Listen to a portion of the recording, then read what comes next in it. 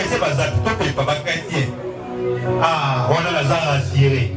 Dans son habit au sambela, je ne serai pas dérangé. Amen. Amen. Mouté m'a bien demandé de patienter pour moi empêchement de ceux qui mouté à Kobanda dans la bisso na air voulu. Alors, avant toute chose, na bondelio aux adversaires au Bonamaï, tout dilemma, tout bonzata oyo na boko na Nzambe. Merci. Incliné mutu na yo. Pendant que incliné mutu na zo kanisa makambala vous fallait les gars pourquoi les ce que j'aime la Bible dit là où des sont rassemblés à son nom, il est là. Est-ce que tu peux commencer déjà à voir, à sentir la présence de Dieu? Jésus est là. Tu n'as pas besoin de parler forcément. Tu n'as pas besoin de déclarer, mais tu vas le sentir qu'il est là. Nous t'accueillons, roi de rois. Nous t'accueillons, roi de rois. Ah, je ne sais pas si comme moi tu le sens déjà. Nous t'accueillons, Seigneur. Nous t'accueillons, le Tout-Puissant. Voilà pourquoi nous t'acclamons. Ah, nous t'acclamons. Jésus est dans ce lieu. Ah, est-ce que tu peux encore l'acclamer fort? Est-ce que tu peux encore l'acclamer? Salam Zambé Nabiso. Salam Zambé Nabiso. On est là au CPLA. Ce moment est pour toi. Ce moment est pour toi, Seigneur. Nous voulons que par ces moments de partage, et pourquoi pas maintenant? Pourquoi pas les commencer maintenant? Pourquoi pas les commencer maintenant? Avant même que les prédicateurs montent, Seigneur, pourquoi pas les commencer maintenant? Ta parole me dit, tu sondes le cœur et le rein déjà. Ah, tu connais nos pensées, tu connais nos cœurs, Seigneur. Commence déjà à parler.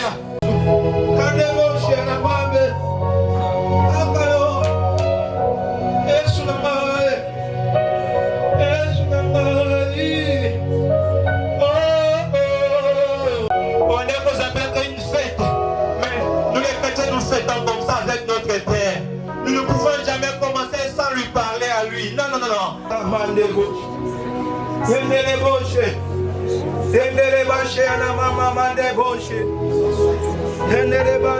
Merci pour ça, madame. Les facilité. Ministère en femme message. Et nous avons salué son collègue qui s'est allé là. Dieu commence à dire merci à Dieu. Et sans embrasser sa madame, commence à prier. Et sans embrasser sa cabine sauter. Merci. Merci éternel Dieu. Merci. Tu mérites. Et si tu sois mieux. Vous avez mis ensemble, présence n'est à la permanente, la carte Vous avez mis ensemble la propre à l'élo. Tu es la carte juste à cause de son nom. Ceux qui vont se manifester, tu connais la combo, la Yesu, commence à prier, mais la présence ensemble à la permanente. On a soyé au cailloté. Madame Bobonne est là. Il y a mis ensemble à se manifester. Il y a mis ensemble la présence, ensemble, il y a dominé. Il y a mis à dominer la soirée.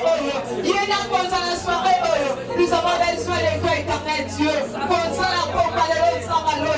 Du début jusqu'à la fin, ça la vie. À la fin, de cette thème, les équipes de l'Oyo, Maki, ça va l'eau. Dans un continent que nous devons soit ma connaître la pompe à l'élo. Représente dans la vie. Dans le roi, la manée connaît là. N'a dit que chiffre 7. Les autres qui s'arrêtent.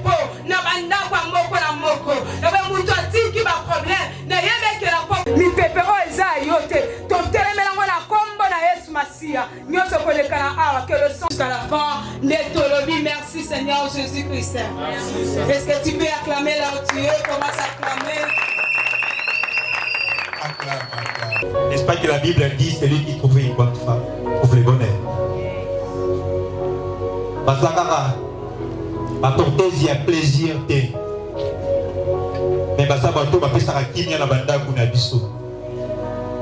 Sans bango, la biso va me sauter à la bassin éducation. Il y a pour encadrer les femmes mariées et aspirant au mariage. Nalingi yambona yamba yo invité na bisongo idengai to yamba bango. Est-ce que les femmes sages sont là?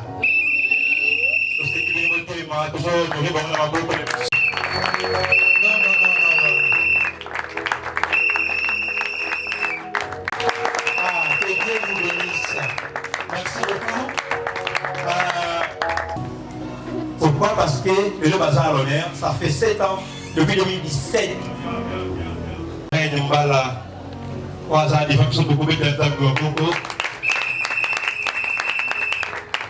C'est à travers elle que Zambé à l'écart pour le ministère sera possible. Et je peux vous dire, vous rassurer même. Là-bas, il y a des bonnes choses. La finance de nos maris. Comment prier en secret? Et pendant ces 5 ans, j'ai vu cette maman se battre corps, âme pour le ministère de Salamakas. Je le vis particulièrement gêné pour le ministère. Le ministère peut exister. Depuis 7 ans, c'était des jeudis de prière, des jeudis des enseignements orientés des femmes, des jeunes filles, des fiancés. Nanzela Mala. Maman, merci. Tout le monde pour la bango. Où est-ce que et bien, la bango, je la connais personnellement. Babada, célibataire, fiancé. Lélo, sur la table, maman Sarah, je suis fier. Ils ont amené à pas battre. Des moments où ma femme sage et réussit, obligée. 10 minutes en prière. Certains même le bango, très insolentes. De gérer leur mari, leur foyer, avec amour et respect. Et bien, maintenant, depuis,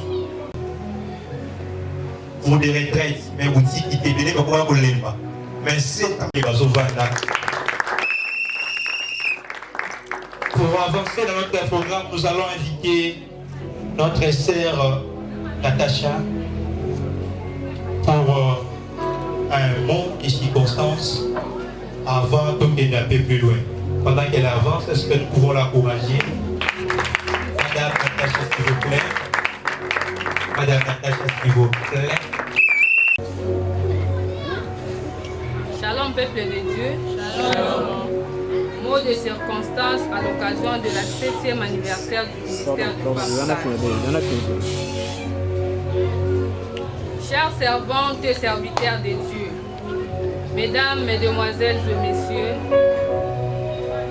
mesdames et mesdemoiselles du ministère de Femmes Sages, chers frères et sœurs en Christ, distingués invités, tous à vos titres, rangs et qualités respectives. À tout Seigneur, tout honneur, avant toute chose, permettez-nous de remercier l'Éternel, Dieu Tout-Puissant, Maître des temps et des circonstances, son amour, sa protection et sa grâce, jusqu'en ces jours merveilleux, que la gloire et le règne lui reviennent à jamais. Qui nous a permis de se réunir aujourd'hui dans ce beau cadre pour célébrer le 7e anniversaire d'existence de ces ministères de femmes sages. Nous, les femmes sages, sommes très heureuses de vous saluer et vous accueillir en ces lieux pour votre présence. Malgré vos multiples occupations, merci d'être venus partager notre joie et de nous témoigner ainsi votre amitié digne. Le Dieu de très haut vous bénisse.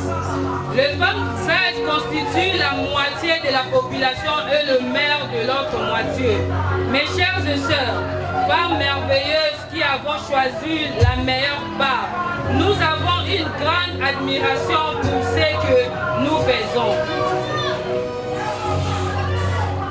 Beaucoup d'entre nous sont mères et cela à occuper tout leur temps. Nous sommes de compagnie, la meilleure amie que nos maris ont eue.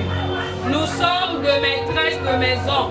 Cela semble peu de choses, n'est-ce pas? Mais quel travail que de tenir une maison propre et bien rangée. Nous sommes des acheteurs jusqu'à assez tard dans la vie et gardent de vêtements propres et présentables et achètent tout ce qui est nécessaire à la bonne marche d'un foyer. Nous sommes des infirmières, la première qu'on met au courant de la moindre maladie qui se présente et la première à réagir et à apporter de l'aide. Nous sommes le chauffeur de la famille. Nous conduisons nos enfants quand ils vont livrer des journaux. Nous les amenons aux compétitions sportives, aux sorties de paroisses, etc. Chères femmes, nous constituons un relais auprès de nos foyers, familles, églises et communautés pour atteindre les objectifs de ces ministères. L'événement de ces jours illustre les nombreuses actions par lesquelles ces ministères de femmes sages aident les femmes à améliorer leurs capacités, leur potentialité et leur contribution dans leur foyer, famille, église, pourquoi pas dans la société. Ainsi, notre souhait le plus ardent, c'est de voir ce ministère fonctionner car il sera un instrument non seulement pour nos foyers, familles, églises, mais aussi pour la nation congolaise. Notre compétence sera renforcée dans la lutte contre le divorce et l'impudicité qui engendre beaucoup de dégâts dans nos familles.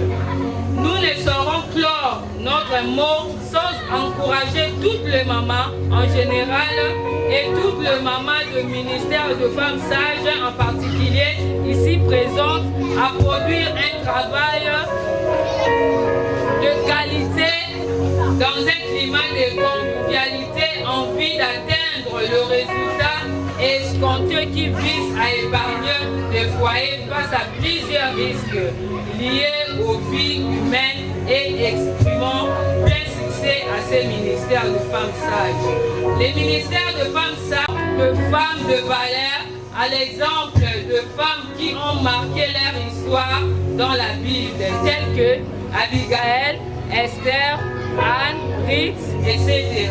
C'est ainsi la Bible nous dit, la femme vertueuse est la couronne de son mari. La femme sage bâtit sa maison. Celui qui trouve une femme trouve le bonheur. Une femme intelligente est un don de l'Éternel. Une femme vertueuse a plus de valeur que le Père. Nous voudrons également saisir cette occasion pour remercier le ministère de Rassemblement des Amis de Christ, RACH en sigle, qui dirige le berger Mbala, l'époux de notre maman Lorraine Mbala, ainsi que le cordon Enoch Tawaba, pour leur contribution tant spirituelle que matérielle pour l'organisation de la présente manifestation. Nous vous souhaitons une soirée pleine de bonheur et de grâce. Heureux anniversaire, chères femmes. Que vive la femme, que vive le ministère de femmes sages. Je vous remercie. Merci beaucoup. Courage là. C'est pas facile, hein?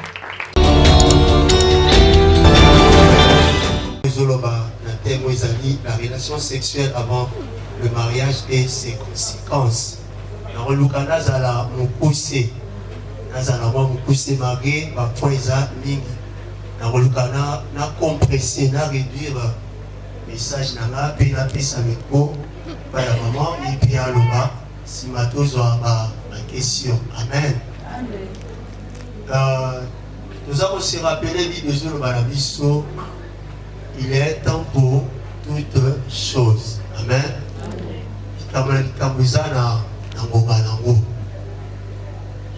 énuméré Makambo et Zanangonganango par rapport. Moutessingeli Abotama, Singeli Akufa, Moutessingeli Asana Likamusolo Parale Yato Yarolona, Tergobuka, tout ça. Là, na meke un peu pour élargir. Les abenata, pour Moutessingeli Abotama, Mouto Abala, Moutessingeli P, Abota, Moutessingeli pas en soin, il y a l'Ibota Naï.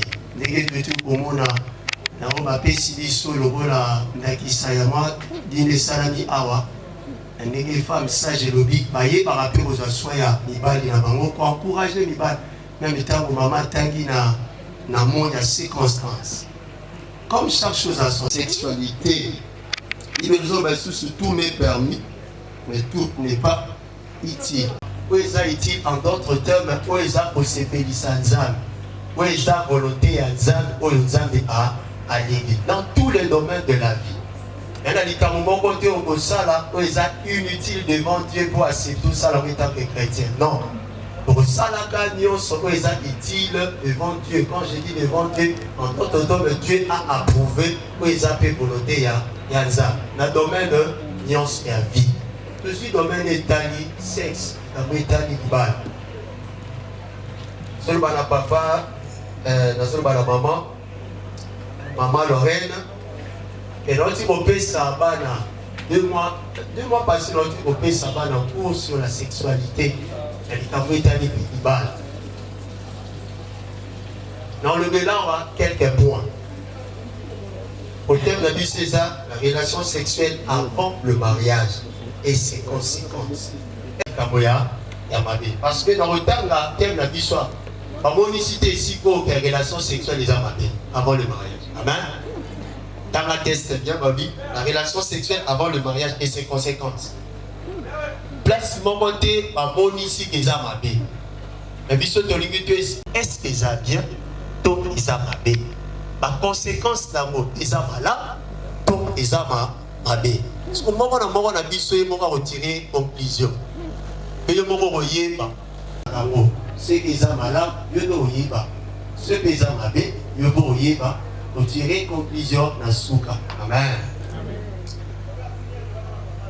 Nous, biso africains, étant que africains, rapidement, na biso africains, moto à côté à Canadibala, madame encore, tel que à Salina, vous avez rapport sexuel déjà, après, accepter à côté à Canadibala. Étant que africains, non, doit accepter à côté. Amen. Tant que africain, et puis ce tant que bantou, ils appellent vraiment autorisé mais le lot aux alliés n'a pas doctrine ébélée pour pratiquer à la Kinshasa na biso. Batu na batu baza na l'église au bakendaka et batu na batu baza na doctrine. Quand je dis doctrine, enseignement. Église est un enseignement au epesaka par rapport à l'Itambo établi rapport sexuel avant le mariage. Amen. Vous savez qui ça vaut? Amen. Amen. Nous avons entendu les chrétiens. Quand nous avons Amen, en d'autres temps, vous voyez, Amen, c'est la guissénie. Nous avons dit, dès que nous allons, nous avons dit une église un peu différente, n'est-ce pas? Et nous avons établi la relation sexuelle avant le mariage. Et ça, dans l'église, nous ne sommes pas acceptés. Moi, avant, pour ça, la relation sexuelle, la salle n'est pas possible. Ça ne pose pas de questions. D'après leur doctrine. Mais ça, dans l'église, nous sommes acceptés.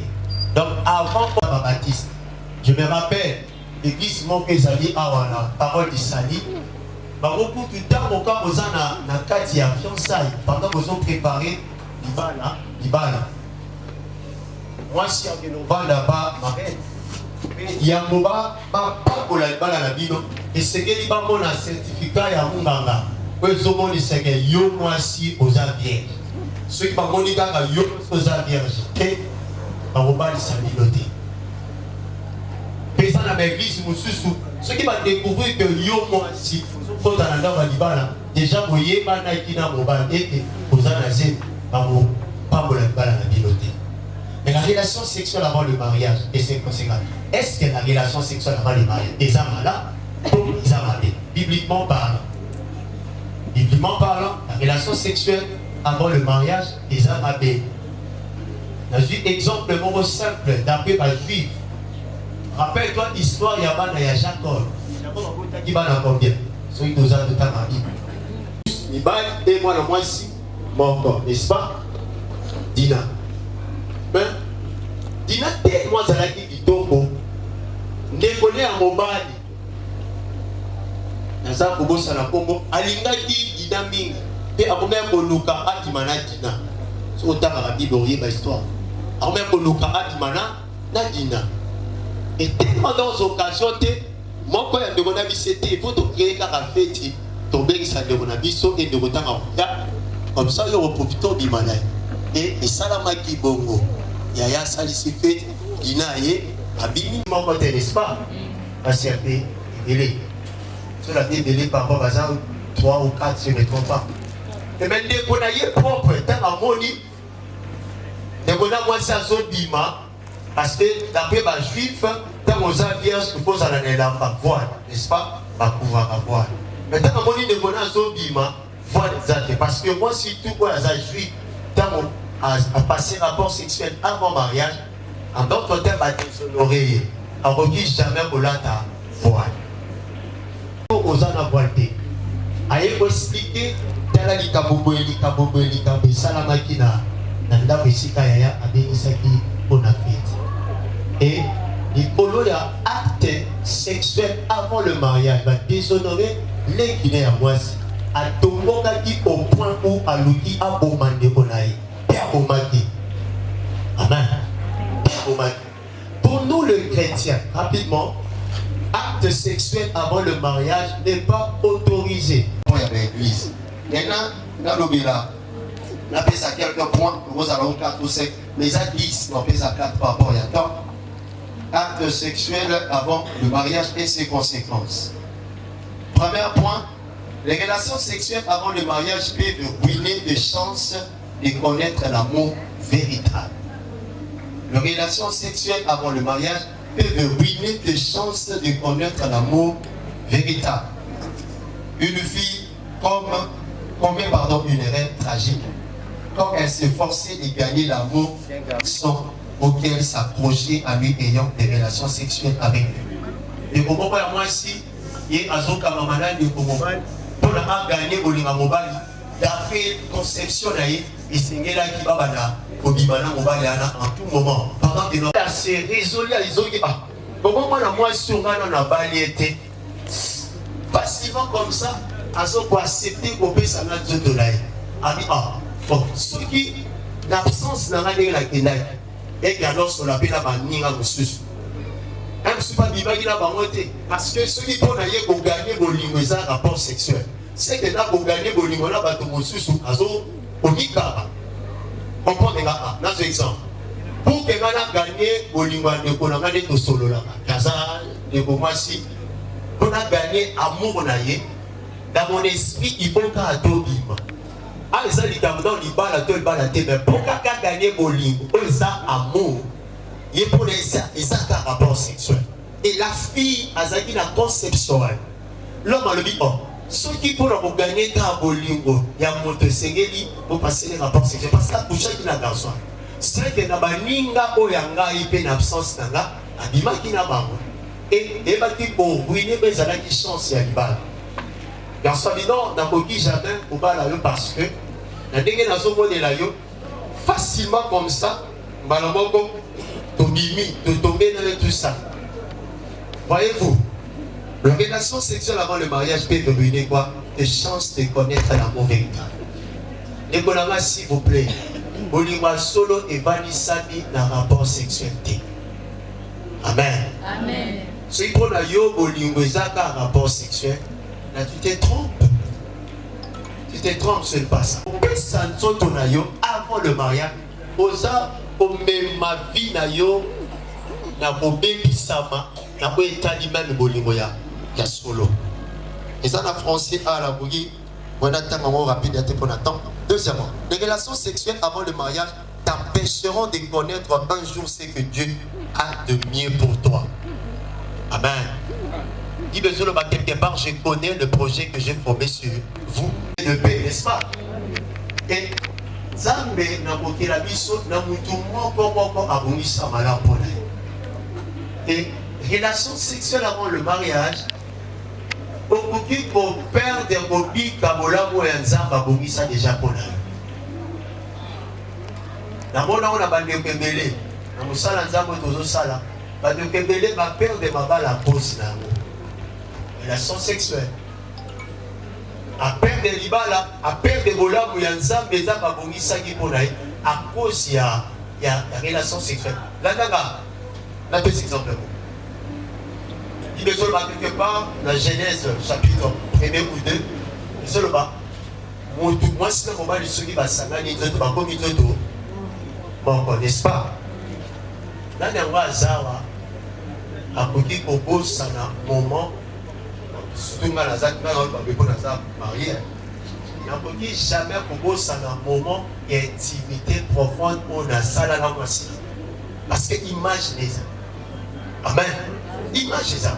Si vous soit au sein de relation homosexuelle avant le mariage, sans les savoir même sur le plan spirituel.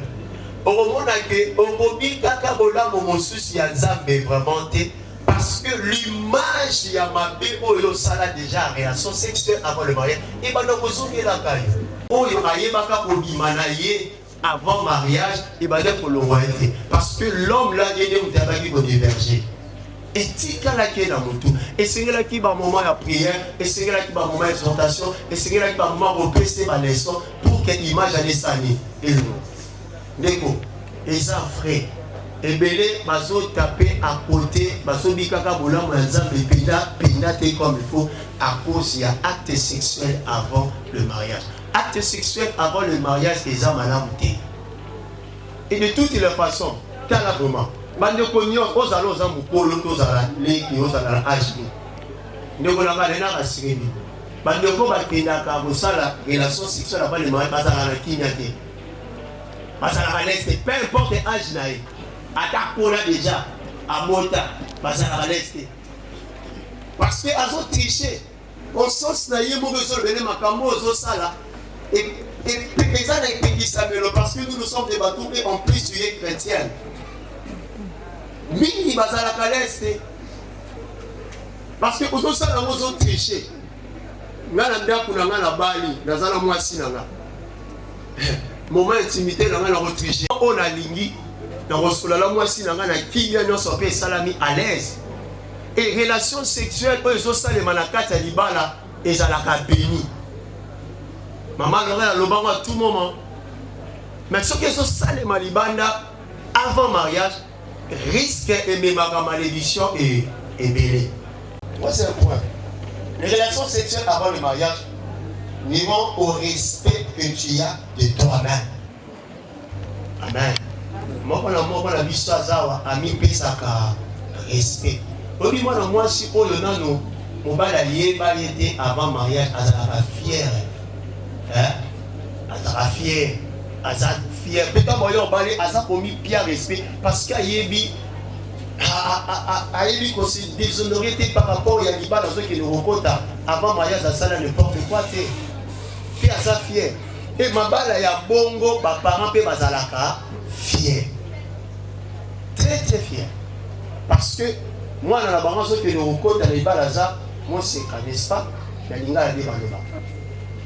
A combien il y a copier respect, mais ce qui déjà a pour passer un rapport sexuel avant le mariage, respect même d'ailleurs mourir aux alatés. Respect même d'ailleurs mourir aux alatés.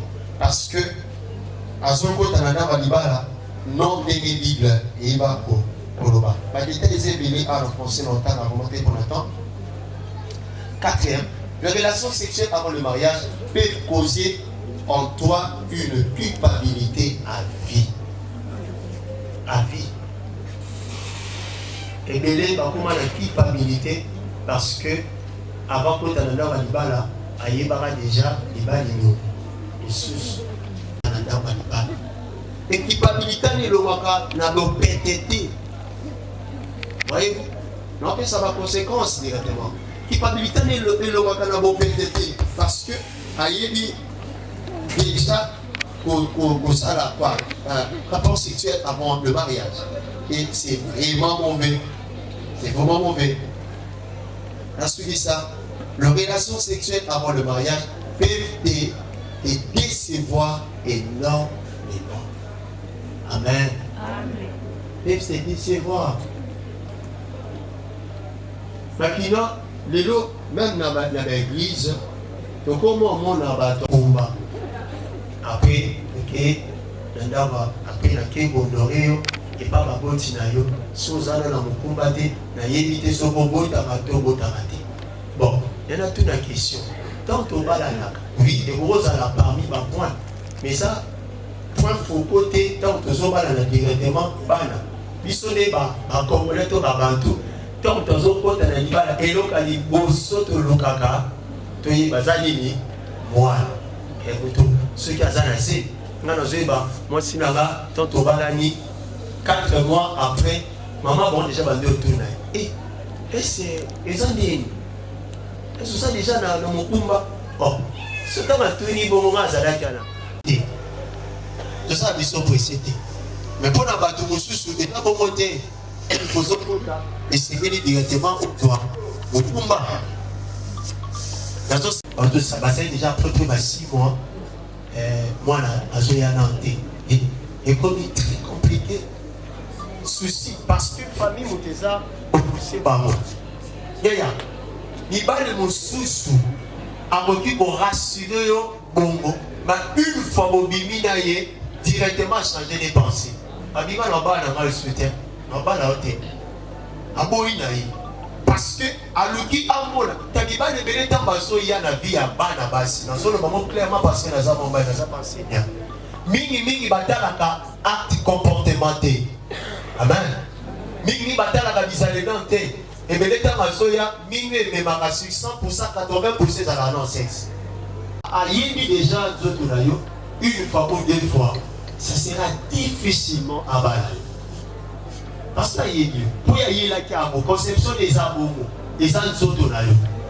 Mais à Royer Barouba là, père locataire qui m'a parce qu'il y a eu la volonté. Amen. Moi, je vais vous dire que Zananda Badibala, on va la balayer dans le thé, on compte déjà. On va la yéba soutenir. Mais tant que le papa, il faut honorer mon habit à moi aussi. Et comme il passe, pourquoi? Parce que déjà, à yéba la qui autres, on va continuer déjà bana. Misadou et Yepona Yep, comme on peut au bar, la conception à Zana. Mais qu'on a, si vous plaît, au Yeba, au sein de la relation sexuelle avant le mariage, ils ont madame en tant que chrétien. Ils ont madame en tant que chrétien. Batomigi, à Yeba, il va avant le mariage et même là, on peut ma complication dans le cadre de l'Ibal. Notre Dieu est merveilleux. Notre Dieu est vraiment bon. Est-ce que le moment où Dieu est bon? Ah. Et belé, parce qu'on a obisqué pour côté de Alibala, au commentaire Kango, mais Dieu par sa miséricorde. Amen. Amen. Notre Dieu est bon. Pour ne pas d'éléments musiques, on a sa vision par rapport au Nzambe à Salaka Ata, le haut de Dieu, les Tatouana. On a dit à maman, à le maman, ça c'est des questions qui valent ça de Rosa. De voyer au pays. Merci beaucoup. Est-ce qu'on peut permettre ici?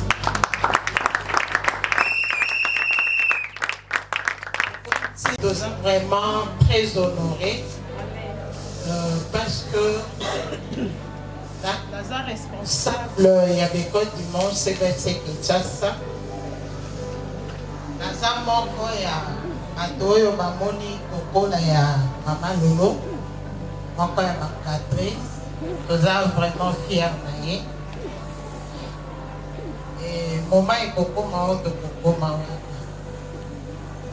Les relations sexuelles avant les mariages et ses conséquences. Moi si, mobali na mobali, pe mwasi na mobali.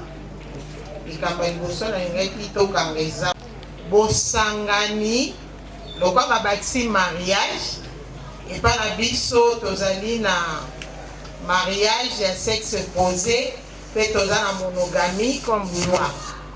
Et nous kolobela relation il y a moi si la mobali sexuellement. Est-ce qu'on est ensemble? Parce qu'il y a des femmes mariées aussi, au basalaka relation sexuelle libanda ya mobali. Donc mibali oyo basalaka ba relation sexuelle libanda ya basi na ba. Je pense que c'est l'idée il y a femme sage. Alors sur ce tango tozali kosala makambo oyo relation sexuelle hors mariage et ça a des conséquences ébélées sur les plans spirituels et sur les plans physiques.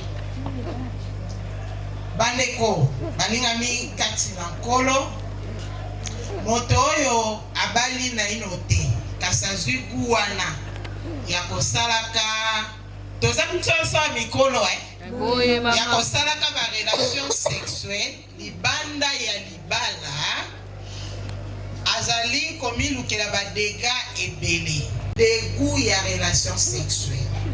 Pourquoi tolobeli dégoût? Okoki kokutana na mwasi avant mariage oyo aleki mwasi oyo kobala. Okoki pe kokutana na mobali oyo kobala.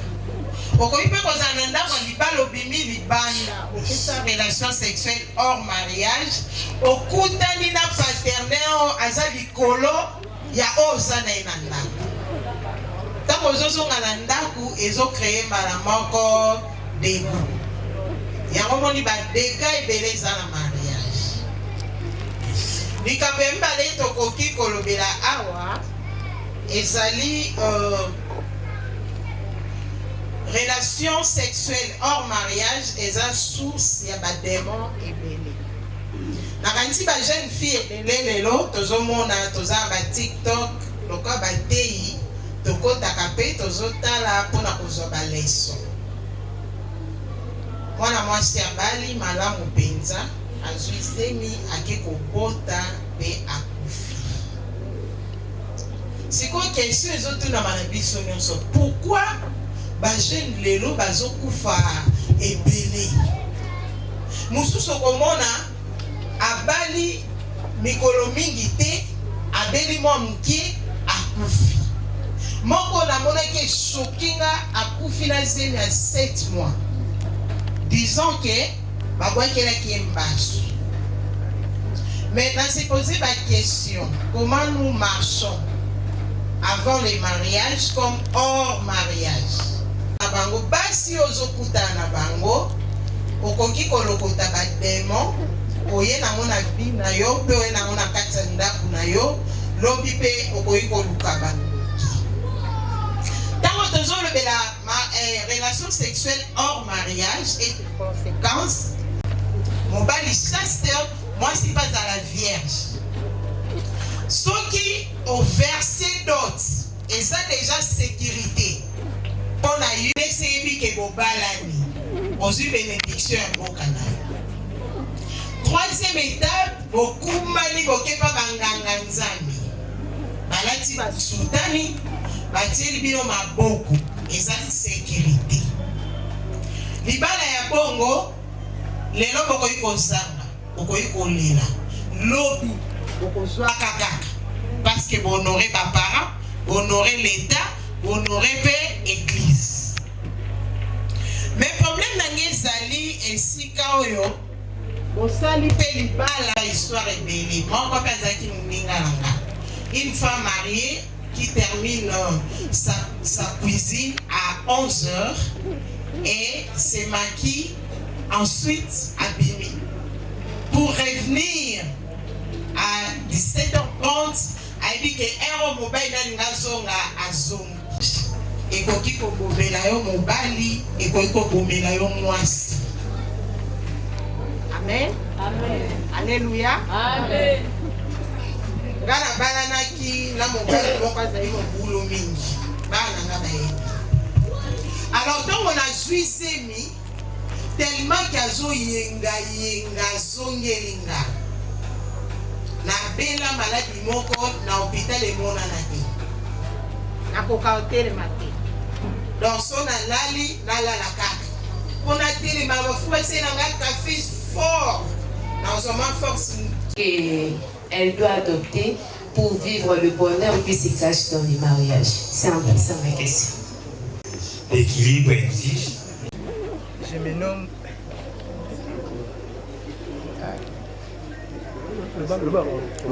nomme au nom de frère Jérémy.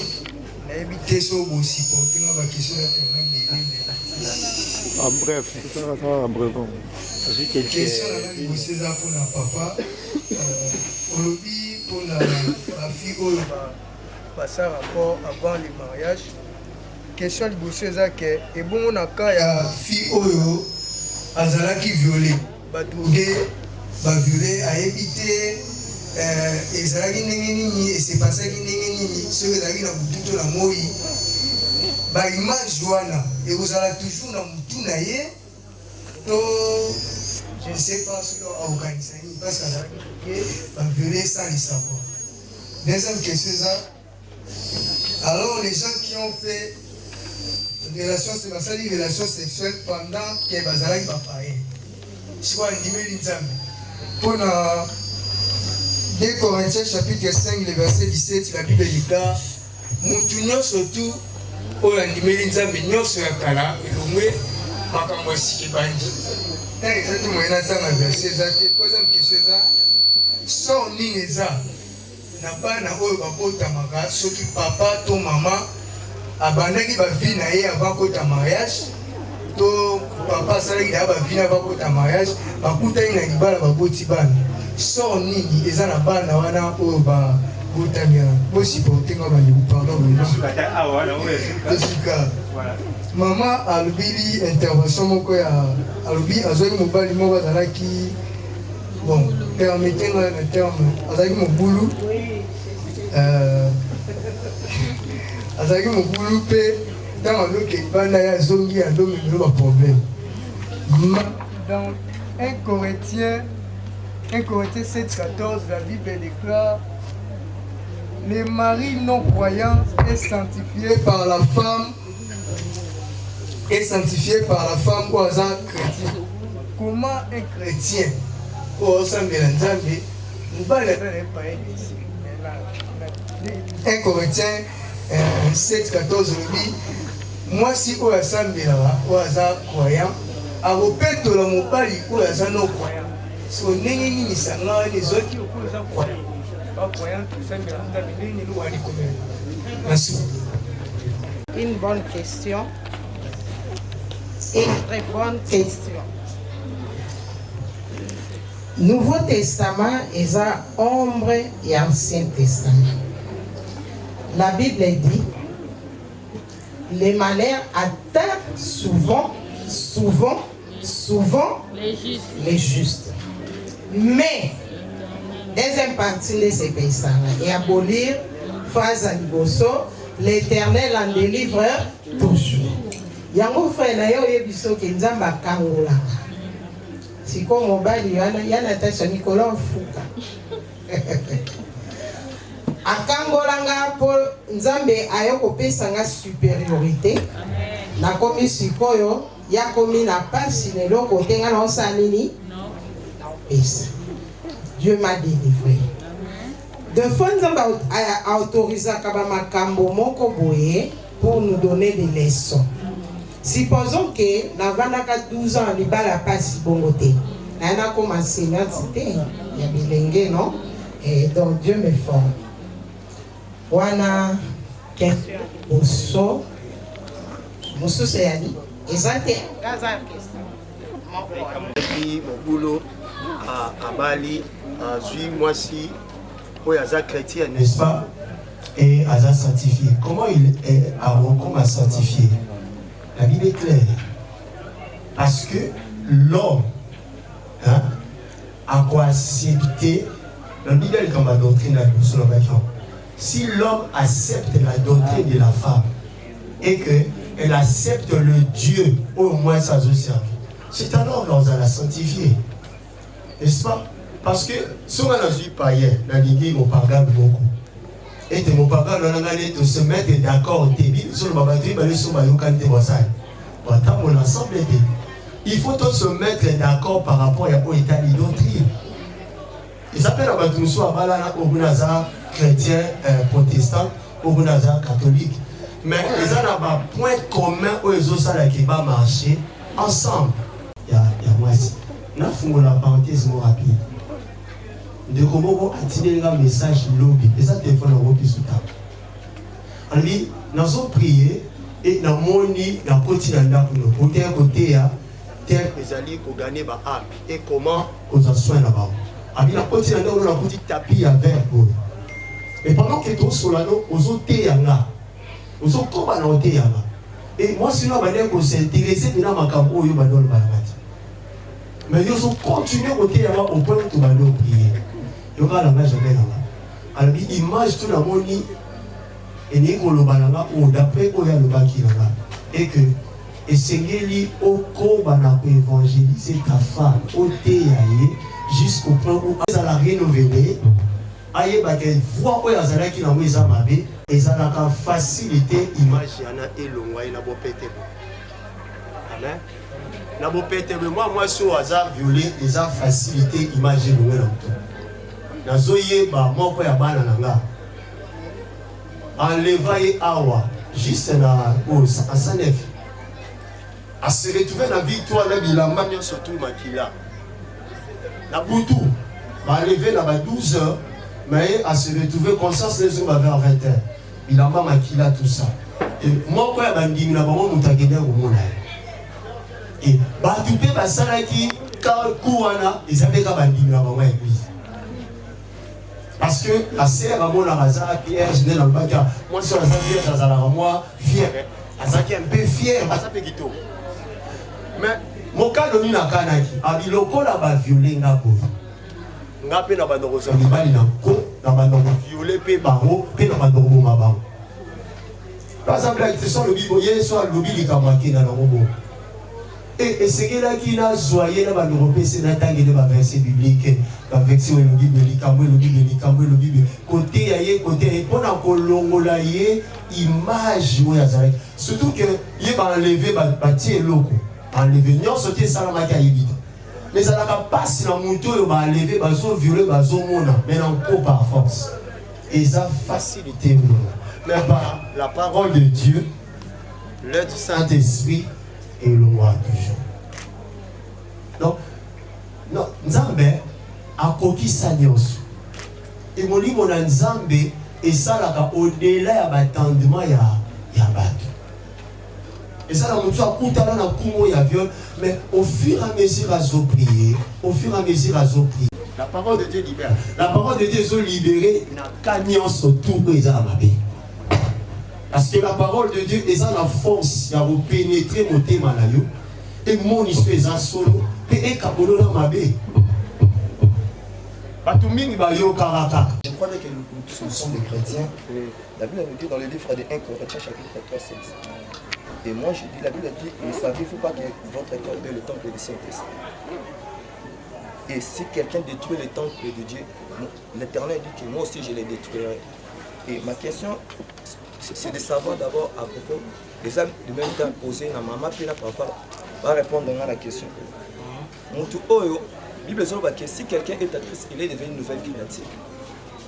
On a Moutou a allé racheter un esprit, mais ce que la question des âmes liées n'a pas de conséquences parce que tout le monde a sujet les rapports sexuels hors mariage et ses conséquences. La question des âmes à propos de la conséquence. Moutou a vécu des conséquences corporelles. Supposons nous sommes de jeunes, nous avant abon on a monté. Or les qui n'a pas vie, impudicité, pas vie non sur ma bé. Des fois, à traiter le corps ne bien temps, mais tenir corps ne bien été. C'est-à-dire que à tout n'a pas résultat bien été. À propos des défauts corporels, tu as corps n'a pas organe n'a bébé. À ton biseau mais bal te voici par conséquence le moment là n'a biseau. La bande pour. Cette question n'a pas été qu'on nous ça n'a pas fait ça réponse. Mon toit, et là on y a quoi ça là pour que bah défaut naïe et loin parce qu'à détour d'accord naïe. Merci. Naza na inquiétude. Je pense que biso ba chrétien Nous avons une explication parfois avec beaucoup d'hypocrisie. On doit se dire la vérité. Nous avons enseigné chaque jour en église. Mais bizarrement, les couples ont plus de divorce dans l'église que dans le monde. On commence à se poser la question si type d'enseignement sur la sexualité, le mariage, ce qui est à penza, type moko et enseignement au Essingeli. Dans l'intervention, mariage, rapport sexuel ou acte sexuel, n'est papa bandaki avant le mariage ou hors le mariage, n'est maman le bail. Mais il faut définir au départ qu'est-ce que le mariage. Parce que la Bible nous dit ceci. Jésus lui-même dit, celui qui regarde une femme, la convoite, a déjà commis l'adultère avec elle. Or, il faut la convoiter. Je commence d'abord à commettre les péchés parce qu'il n'a convoité moi aussi. C'est une logique. Quelqu'un ne peut pas être fiancé proposant avec une femme qui ne convoite pas, sinon ça n'a pas de sens. Mais qu'est-ce que l'Église explique par rapport à tout cela pour éclairer les enfants de Dieu? Ça, c'est la première préoccupation.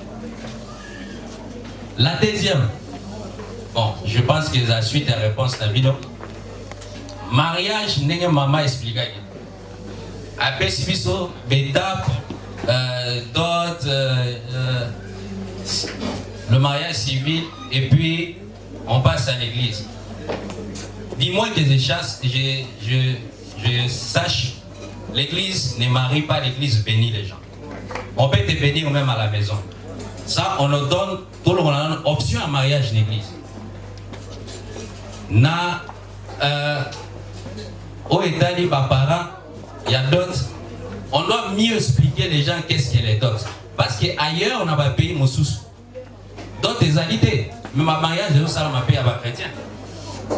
Alors, quand aux autres, à la coincée, la culture manque pour expliquer, ça donne un problème quand nous vivons dans la société zanégem sous.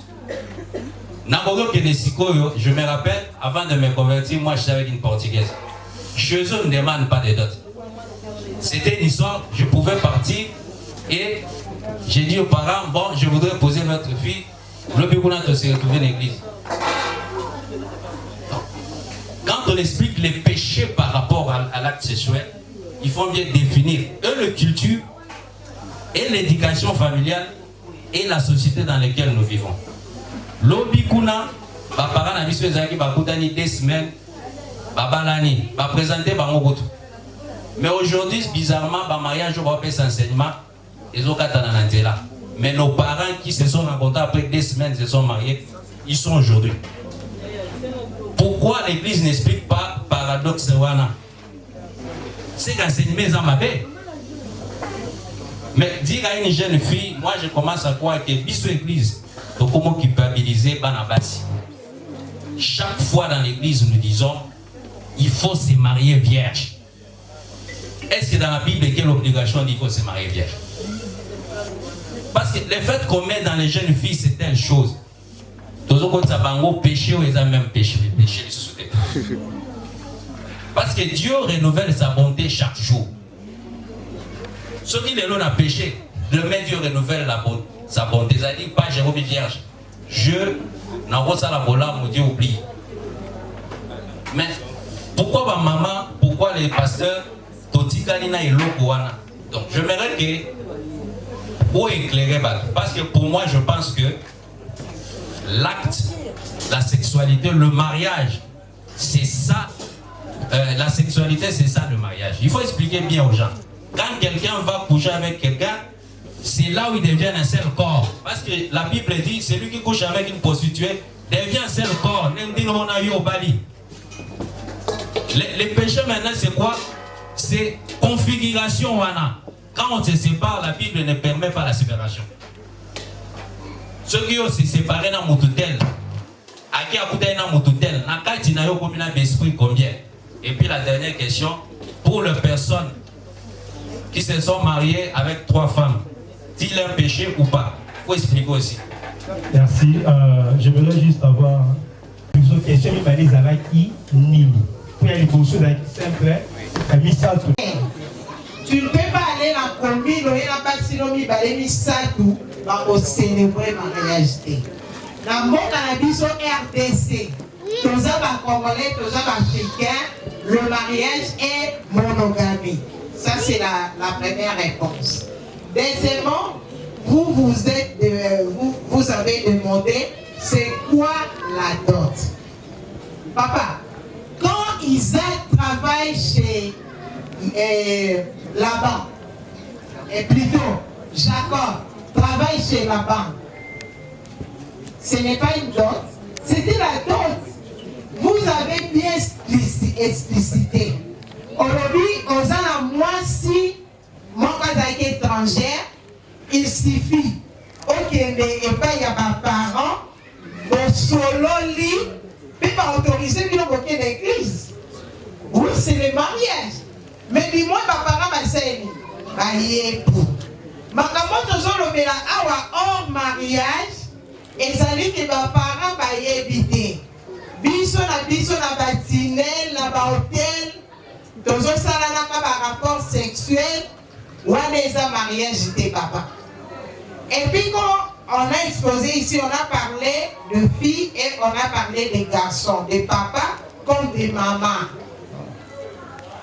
Donc, dans le bel d'ailleurs chasteté et que la femme soit vierge. On a l'éducation de ça n'a pas biseau.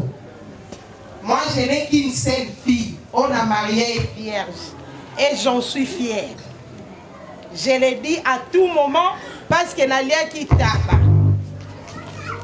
Donc, Naza vraiment fière naïe. Naza fière naïe. Et ça dit culture, et ça dit éducation. Tout ça va venir l'été au mobile. Moi, naïe, papa et maman va vendre à côté de petit chéri naïe. Va venir qu'on s'embrasser dans le canapé.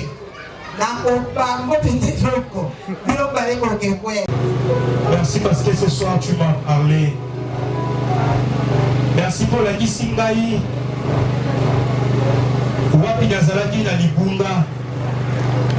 Merci pour la Pokwalelo, tu m'as encouragé. Moi qui étais dans le bon, de continuer comme ça.